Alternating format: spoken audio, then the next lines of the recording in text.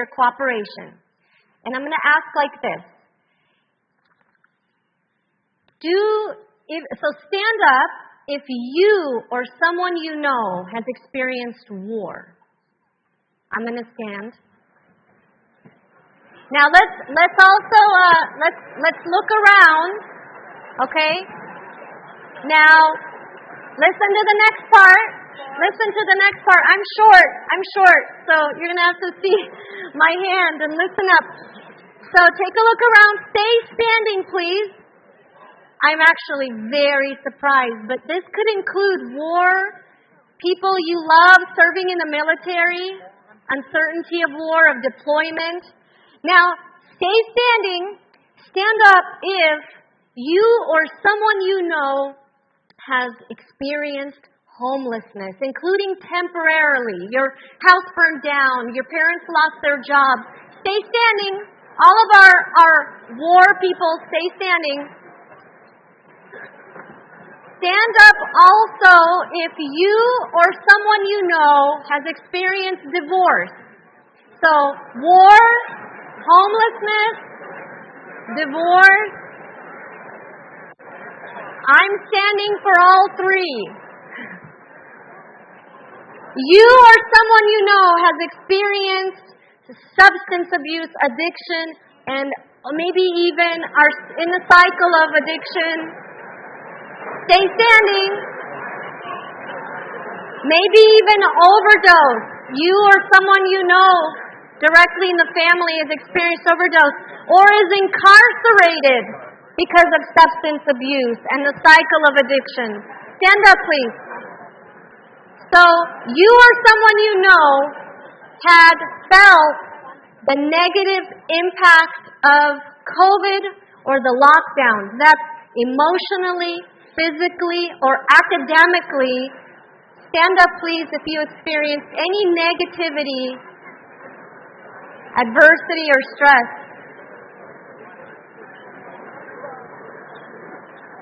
Now, you or someone you know experienced the tragic death of a loved one.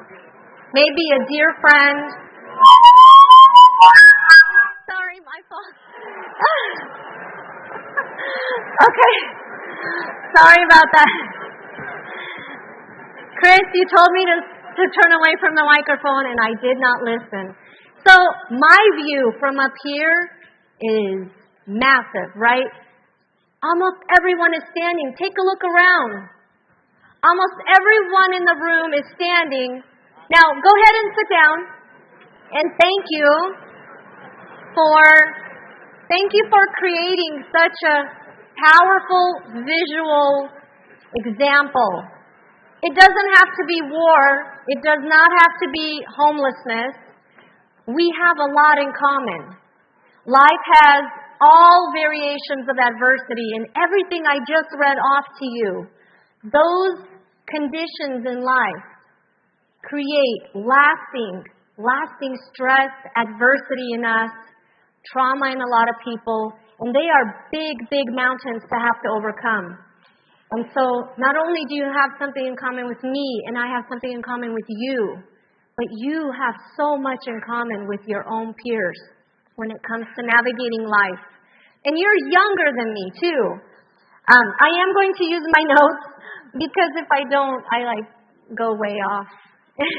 And we're not productive. Oh, my clicker. Thanks for reminding me. This picture is one of my favorite pictures that I own. And this is one of your graduations. And it's from when I served on the school board. And it felt so surreal handing diplomas to Twin Falls High School graduates when I was on the school board as a trustee. Because when I graduated from Twin Falls High School, I barely knew how to read and write and speak English the way I am with you now. And I definitely didn't have the skills to write a book the way I was able to later and to edit it. And we have gifts of the book for you also. And I'm just grateful for the opportunity to come back and give back to this school. So we talked about COVID. As a small business owner, COVID was insane. It just was this big new space of not knowing what's going to happen tomorrow. not knowing if our business is going to stay open. We have a business here, a family business on Main Street. And it was, to me, just as scary as what I lived in my childhood. Actually, it was scarier because now I have mouths to feed. Now there's financial obligations. And it just was the most scariest, intimidating space to be in. I don't know how many of you could relate, or some of your parents, if they lost their job during COVID, if you can relate to that. COVID for me was negative. I associated it first with loss, lockdowns, and loneliness because we were all separated from each other. We were used to being at school. We were used to socializing at work, and now we were just kind of like stuck like hamsters in a home, in a cage. And for me, it brought back flashbacks of the war. It brought back a lot of my PTSD and a lot of my mental health and distress. So there was a point where a lot of those emotions of fear, of stress, of uncertainty, of that feeling of being stuck, there was a point where I started feeling it in my body. And I also thought, wow, there's a lot of energy that is in me that I don't know what to do with, and I'm an adult and I'm supposed to know how to figure this out because I already went through a war and all this other stuff. I still didn't know how to do anything with it. So energy, I just want to give you kind of a new reference point for emotion, right? Emotion is energy in motion. Emotion. Meaning energy, can be moved, can be transferred, right? So the same energy that we experience stress that causes us, me especially, to overthink, to worry, to feel stuck, we can actually leverage that energy in motion, those emotions, to creating creative solutions. So the moment for me during COVID where I took a pause to find clarity, actually, I want to thank my children who were at that time 10 and 11, the little one wasn't around yet, for teaching me this. That's why I wanted them here today. They're missing school, but, it's okay. So there was a moment where I paused and I looked at my children and I thought, wow, that TV, that background noise of the scary stuff on the news and all that uncertainty and all that negativity, that's now becoming the soundtrack of their childhood, right? And so I was like, no, I became aware of that. And I turned off the TV and I turned on my sewing machine because that's what I have. I'm a alteration seamstress boutique owner. So I started thinking, okay, I'm going to sew a couple of masks for us. Remember, there are no masks anywhere on this planet, it seems like. And they started asking how to sew, so I taught them. They picked it up super fast. Before I knew it, our family produced 15,000 face masks out of our dining room. We had 4 machines going and everybody sewing in shifts.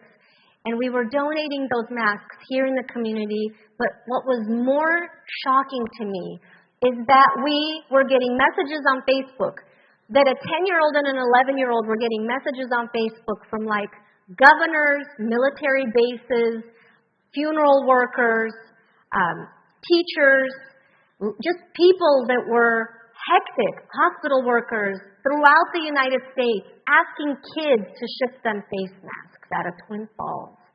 It just was overwhelming and eye-opening to me.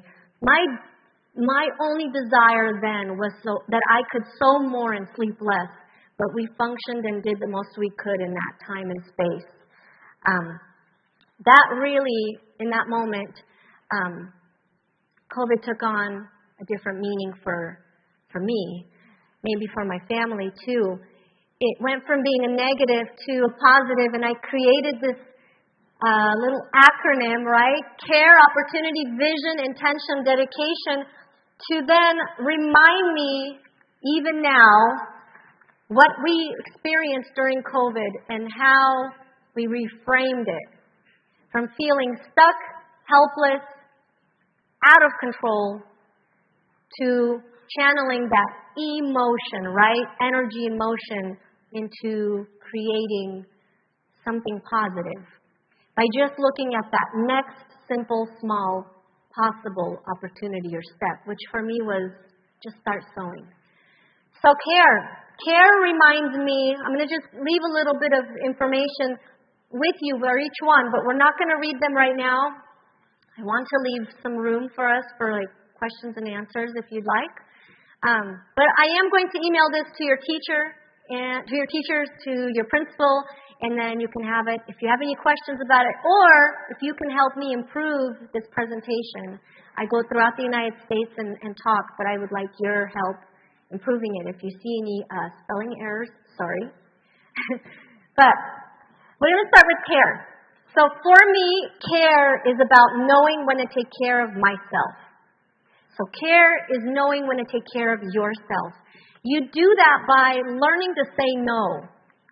So no to everything else that isn't serving you, that's maybe overwhelming you, right? That's exhausting you. No to toxic thoughts. No to toxic people, toxic relationships. No to anything that compromises our physical, emotional, mental fitness. Notice I'm saying fitness, mental fitness, and not mental health. In order to get to a mental healthy state, it's fitness, right? How many athletes in here? I know Twin Falls High School has athletes, excellent athletes. Do you just get up and then you just go and play your sport and you never have to do conditioning, you never have to do practice, how many of you are super athletes like that? Yeah, not maybe my son, but he's young. So yeah, you know about fitness, you know about conditioning. So the same thing for the body, same thing for the mind, right? You got to get it fit. And the way you get it fit is by pushing against it, is by having boundaries, is having practice. Okay? And make sure you incorporate that into who you are as a person, because you don't want to be caught off guard. COVID caught a lot of people off guard.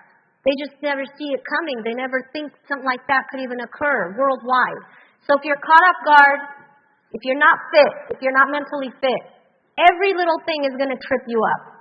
Every little thing. It's going to be a comment someone says. It's going to be something the teacher maybe said to you. It's going to be something that's happening in the world that's so far away from you, but you just are so fragile to it because you're not fit, that you're off balance, right? So make sure you take care of yourself. Care starts with mental fitness. Mental fitness starts with self-care and learning to say no, because learning to say no is it's enforcing your boundaries and it's honoring your self-respect. The next one, opportunity, right? I talked a little bit in my TED presentation on opportunity. You are never too young to make a lasting difference in someone's life. Actually, you guys taught me that. My children taught me that during COVID. You guys taught me that with No One Eats Alone. That really resonated with me because I did go hungry in my life. I did eat off the streets in my life, so I know what hunger is like. And if I can ever offer myself to you in helping with No One Eats Alone, or if your school decides to do something else, like if you decide to do a community feed, maybe during Thanksgiving or something, I'm available, okay? So reach out to me and I'll show up. The way that you check your opportunities is you get up in the morning and you ask yourself, what good shall I do with my life today? Because everyone is capable of doing that. And leadership. Leadership is pretty easy. It's pretty simple. Leadership is about showing up. Leadership is about showing up for others in their cause, just like you have done in this school. And leadership is about speaking up, standing in solidarity with others, because one day they might be the ones speaking up for you. You might depend on them to speak up for you. So know that you will not know everything and choose to become a lifelong learner, because this right here in Twin Falls High School is an opportunity for you to practice, sharpen your skills, sharpen your character, sharpen your brain, so that you're able to have all these tools in your toolbox and be mentally fit when you're out in the world, able to create goodness for yourselves and others. Okay, V is vision, one of my favorites. I really like starting with the vision. As a business owner, it's very easy to get off track if you don't have a vision. So know the difference between enjoying your youth and destroying your future. I wish someone would have told me that when I was your age. Just knowing the difference between enjoying my youth and destroying my future. Because a lot of decisions you're going to make now in your prime years, between now and age 23, right? Let's say. They're going to set, like cement, they're going to set the foundation for your future. It's a lot easier to build a life on a sturdy foundation than on a shaky one. Then you have to go backwards and fix that foundation. And that takes time. And that takes money. And that takes resources and energy. Okay, success. People think success is, you have money. Okay, success is not getting paid a lot of money doing what you don't enjoy in life. That's not fun. Success is getting paid doing what you love, creating what you love. But more importantly, success is looking in a mirror and being proud of who you see in that reflection, right? Because you can be someone else on social media. You could be someone else for other people. We play our roles in society. I'm a business owner. I'm a parent. I'm whatever, okay? But when you're glancing in the mirror, you're you to you. There's truth there. So make sure success is measured by the pride that you see in that window, in that mirror. So visualize who you want to become as a person. I know you're getting asked a lot these days, like, what do you want to do when you grow up? What do you want to do when you graduate high school? The doing is different than the being, who you are. So visualize the person you want to be, and then be that person today. Step into who that is. And learn to reframe. Reframe your thoughts. Having negative thoughts, that's just part of our survival mechanism. It's built into us to keep us safe. But you, like I'm in charge of right here, this clicker, right? I'm in control of it. You're the one in control of your clicker. I tell my kids all the time, you're the only one that's in control of your remote control. Move you. Shouldn't be able to get you to react. You should be the one that's responding, right? So V is vision. I is intention. Pay attention to your intentions. Find the place inside yourself where nothing is impossible. Okay, what do you mean, Leah? What do you mean by that? So I'm going to share with you that one of the ways I do that, still I practice this, is I take inventory of my advantages. And that's how I stay grateful too. And that's also how I stay humble. Because acknowledging our advantages, okay, whether they are by birth or by life experience in any given space, it allows us also to honor the dignity of the people who do not have the same advantages as us, like citizenship, certain skin color in certain societies, affiliation, language skills, health, physical abilities, the opportunities that we all might have in our society that some people just do not have. So acknowledging those, being grateful and humble, what I do for myself is I take a deep breath in. Take a deep breath in. Hold it, hold it, hold it. Listen to your breath. Listen to your breath. We can talk a little later, but listen to your breath. Okay? Let it out. Now, what you just did right there is marvelous. I'll tell you why. We are the only living beings that can intentionally expand ourselves in the universe in order to create clarity, peace, and purpose. I'm going to tell you that one more time. When you take a deep breath in, what you're doing is you're expanding your lungs. You're expanding your space in the universe. No matter how big, right? I'm little, so like that. But planets don't breathe. They're massive. The moon doesn't breathe. You and I, we can expand our space in the universe.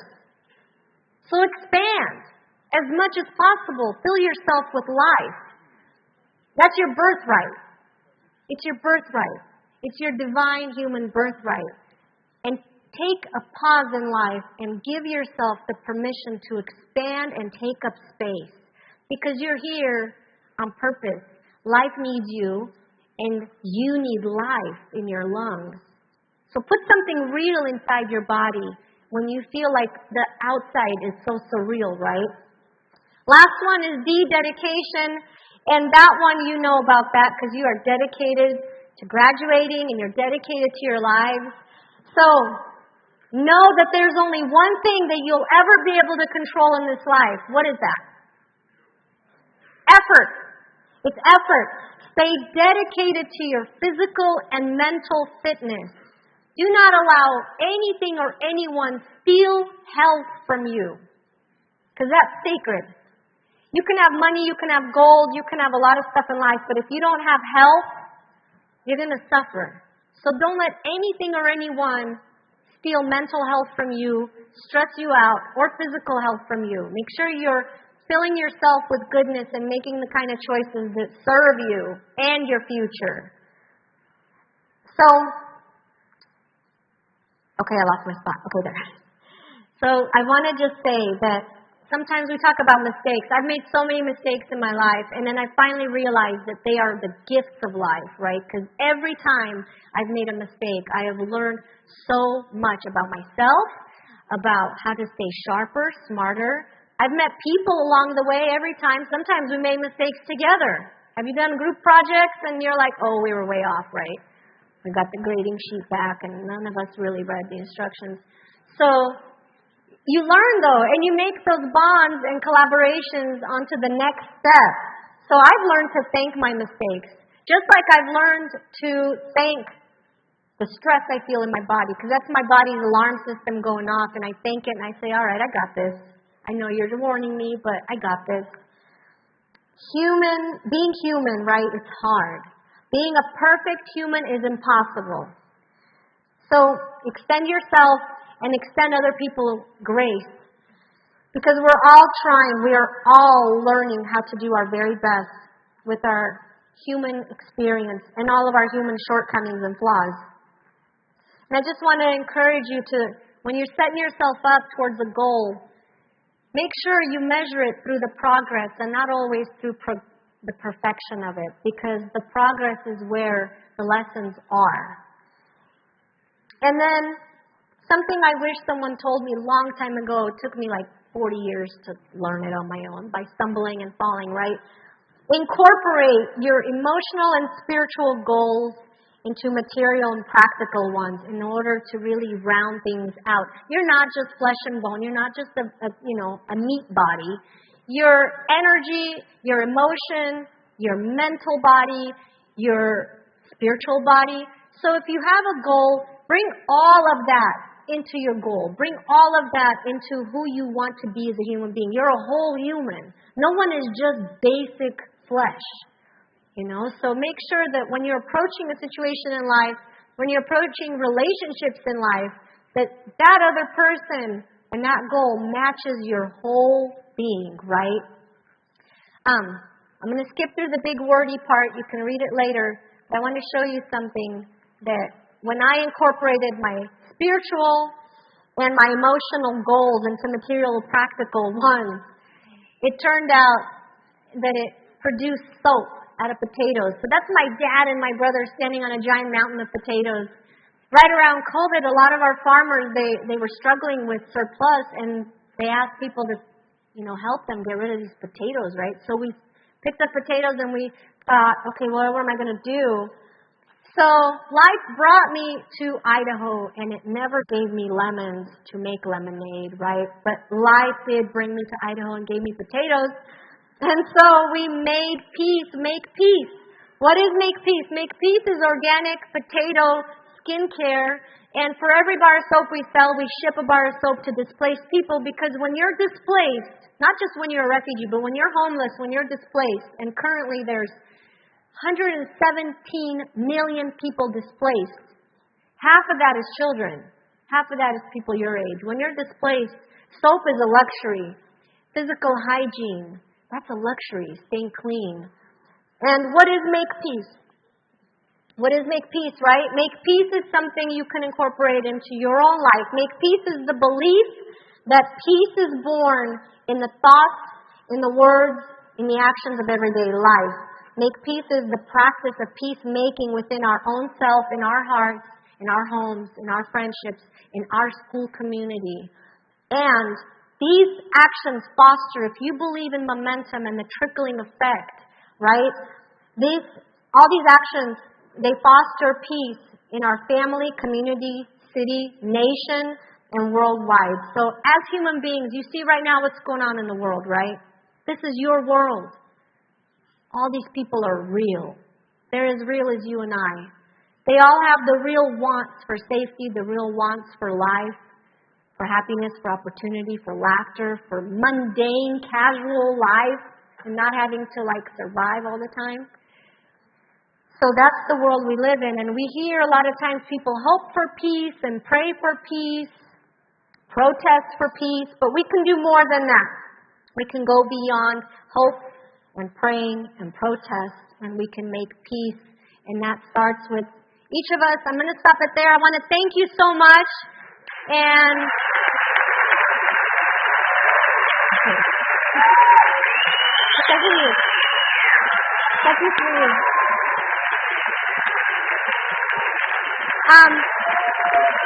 I don't know what our time is like, but I'm going to gift several books to your library. I'm going to gift an autographed book to put into your memorabilia. We have a little eagle eye from Armenia that's for good energy that I want to give to your school. But I also want to hear from you if you have any questions, if you want to lift your hand up, or if we have time for that. I don't know where the time people are. We have 10 minutes. Oh my gosh, how did I stay within my time? So when I was doing, thank you. When I was doing the TED Talk, I went way beyond my time. You have this giant clock in front of you, and it's a countdown, and you have to stay under the time because it's live, and they freaked me out. And what you don't see on that video, if you ever want to go back and watch it, right? Leave comments in the comments. But what you don't see on there, because they have this incredible production team, is I lost my spot. You have to memorize it. And I lost my spot 16 times with the live audience, and it's being streamed live to the world. And then I broke down and cried like a baby 6 times. And I had boogers, and no tissue. So you don't see all that, but they cut that stuff out. It's there. Okay, any questions? Okay, yes. So what I'll do is when I hear your question, and I'm pretty good at, if you give me a question, I'll do my honest best self to answer you. But what I'll do is I'll repeat the question so you guys can hear. Okay? Okay. I'll me in check, right? If I'm not being honest. But I'm always trying to be honest and sincere. So, Abby, the greatest lesson that I have learned is that there's only right now. There's only right now. So I can worry about what happened yesterday, but it's long gone. It is gone. And there's no guarantee that when we step out these doors, there's even the next moment. Really, there's not. Because anyone who's had an abrupt end to their life, and I've been around death too many times in my life, and I know it's very, very just abrupt. There's no next moment guaranteed. So the lesson I've learned in all these trials is to savor. Right now, I'm savoring being here. I'm savoring my children, being children still. And I'm savoring every little hiccup that's going to happen between now and when I have to go to work after this. Because that's where life's happening, is in the now. Did I answer your question? Are there any other questions? I can't really see. Oh, I know there's a hand back there. Okay. I think there's 2 hands. Okay, just stand up and let's hear it. Who brought a baby? I can't hear you. I'm sorry. Yes, do it. Whoever that is. How do I deal with trauma? That's the question. Good question. How do I deal with trauma? I throw a tantrum. My kids know sometimes I throw a tantrum. Sometimes it's messy. Okay, security. Get that little boy out of here. So, I'll be very honest with you. Sometimes it's not me dealing with trauma, right? Like it's like a wave. It's like a big wave, like a tsunami that just hits me. Sometimes it's the trauma trying to deal with me. So the best I can do and come back to Abby is really be in tuned and in my equilibrium and in touch with my body in that present moment. Because if I'm right here and I'm present, I can't be caught off guard. Because that trauma can be a bad thing, right? It can be a bad thing, and it can sneak up on me, and it can be my worst enemy, or it can serve me, and it can remind me of the mental fitness I've acquired and the gratitude that I have, because even when the trauma presents itself, friend back there, I didn't get your name, even when that trauma presents itself, I can have the choice on how I perceive it, on how I navigate it. Maybe that means I just take a nap.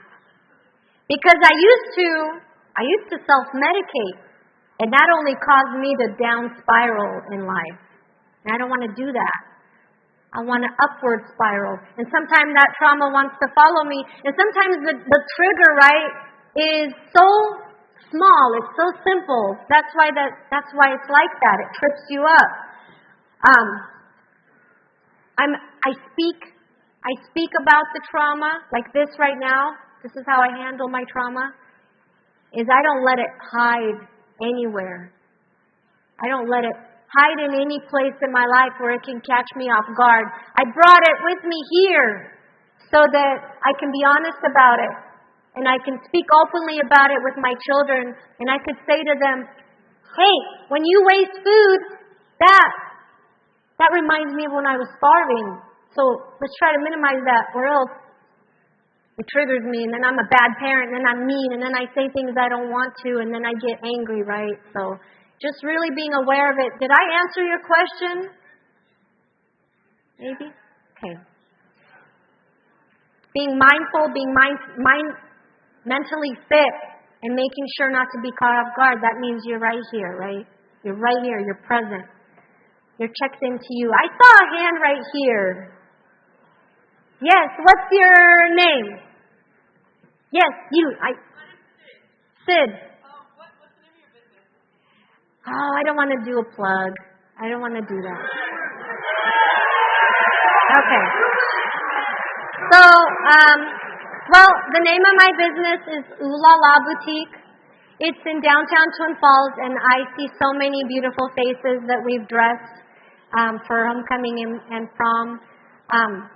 But I want to be available to you in a capacity outside my business too. So not only like that, okay, but even as an author, even as someone who does talks. I know you guys are strong here with debate and speech. My talking opportunities started right here at Twin Falls High School in debate and speech and theater right here.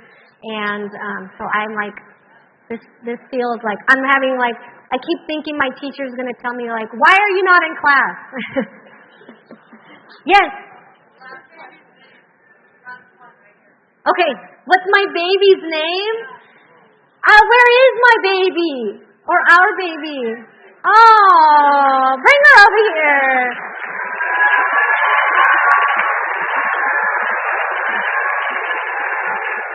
Сфотографируй нас, пожалуйста.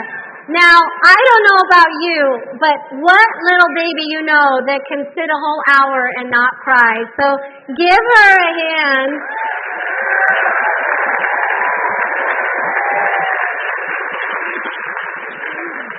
She's already in high school. So my baby's name, our baby's name is Aza Ani. Aza is my great-grandmother's name, AZA. It's also a king in the Bible, Asa, I don't know. She's named after my great-grandmother, not the king. And Ani, A-N-I, means a pretty growing thing, like prettiness growing. And one thing I do want to let you know, okay, got her? Okay. One thing I just want to say before I end here is there's a lot going on right now in the news. There's a lot going on. I did my talk in 2019, and what I was talking about that happened 30 years ago with the Armenian people in Armenia is actually just started again about 3 weeks ago. And 150,000 people were forced out of their home. So if you get a chance, Google it, learn about it. You're a global citizen, get involved. If you're 18 and older, register to vote and participate in your local community. And anytime you'd like to have me back, I would love to be back and spend time with you. Thank you. Thank you so much. All right. Please exit out the doors you came in to And make sure the flow goes. We do have books for you outside. If you'd like a copy of her book, she has a few copies. You're welcome to come up. If you